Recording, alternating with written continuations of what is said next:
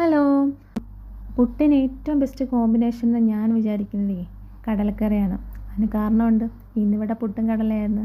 അപ്പോൾ രാവിലെ ബ്രേക്ക്ഫാസ്റ്റൊക്കെ കഴിച്ചിട്ട് അടുത്ത ഉച്ചക്കത്തെ പരിപാടിയിലേക്ക് സ്റ്റാർട്ട് ചെയ്തു. അപ്പോൾ കൊഞ്ച് ഇന്ന് റോസ്റ്റ് ചെയ്യാനായിട്ട് വെച്ചിട്ട് കൊഞ്ചൊക്കെ ക്ലീൻ ചെയ്തതായതുകൊണ്ട് നമ്മൾ തണുപ്പ് മാറാനായിട്ട് മാറ്റി വെച്ചിട്ടുണ്ട്. പിന്നെ കൊഞ്ച് റോസ്റ്റ് ചെയ്യുന്നതിന് ആദ്യം ഫ്രൈ ചെയ്യുക. മുളക് പൊടി, മല്ലിപ്പൊടി, കുരുമുളക് പൊടി, ഉപ്പെല്ലാം കൂടെ ചേർത്തൊന്ന് പുരട്ടി വെച്ചൊന്ന് ഫ്രൈ ചെയ്തെടുക്കുന്നുണ്ട്. പിന്നെ അതിനായിട്ട് ചെറിയ ഉള്ളി, സവാള, കറിവേപ്പില, പച്ചമുളക്, ഇഞ്ചി, വെളുത്തുള്ളി പേസ്റ്റ് എല്ലാം കൂടെ ഒന്ന് വഴറ്റിയിട്ട് ഒന്ന് ചെറുതായിട്ട് വഴണ്ട് വരുമ്പോൾ തന്നെ നമുക്ക് കുറച്ച് തക്കാളിയും കൂടി ഇട്ട് പിന്നെ പൊടി ഐറ്റംസ് ഇട്ട് മഞ്ഞൾപ്പൊടി, മല്ലിപ്പൊടി, കുരുമുളക് പൊടി, കുറച്ച് ഗരം മസാല. ഞാനകത്ത് മുളക് പൊടി ആഡ് ചെയ്തിട്ടില്ല.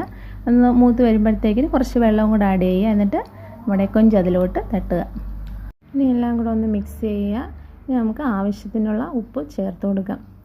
പിന്നെ ഇനി ഒന്ന് ഗ്രേവി ഒന്ന് വറ്റിച്ചെടുക്കാൻ വേണ്ടിയിട്ട് ഒന്ന് അടച്ച് വയ്ക്കാം. അടുത്ത പരിപാടി എന്ന് പറയുന്നത് അവിയൽ ഉണ്ടാക്കാനാണ്. അവിയലിൻ്റെ കഷ്ണങ്ങളൊക്കെ കട്ട് ചെയ്ത് വെച്ചു. അപ്പോഴത്തേക്കും നമ്മുടെ കൊഞ്ച് റോസ്റ്റ് ഇവിടെ റെഡി ആയിട്ടുണ്ട്. ഇനി അവിയൽ വേവിക്കാനായിട്ട് വെച്ചിട്ടുണ്ട്. അപ്പം അവിയലൊക്കെ അതിൻ്റെ അരപ്പൊക്കെ ഇട്ട് നല്ല സെറ്റായിട്ടുണ്ട്. ഇനി ഒഴിക്കാനായിട്ട് ഞാൻ കുറച്ച് മോര് കറിയും കൂടെ വെച്ചിട്ടുണ്ട്. അപ്പോൾ നമ്മുടെ ഉച്ചയൂണ് ഇവിടെ റെഡിയായി. ചോറ്, കൊഞ്ച് റോസ്റ്റ്, അവിയൽ, കുറച്ച് കൊഞ്ച് വറുത്തിട്ടുണ്ട്, പിന്നെ മോര് കറി. അപ്പോൾ എന്താ ഇനി കഴിച്ചാലോ? വീഡിയോ ഇഷ്ടപ്പെട്ടാൽ സബ്സ്ക്രൈബ് ചെയ്യണം. ഇന്നത്തെ വീഡിയോ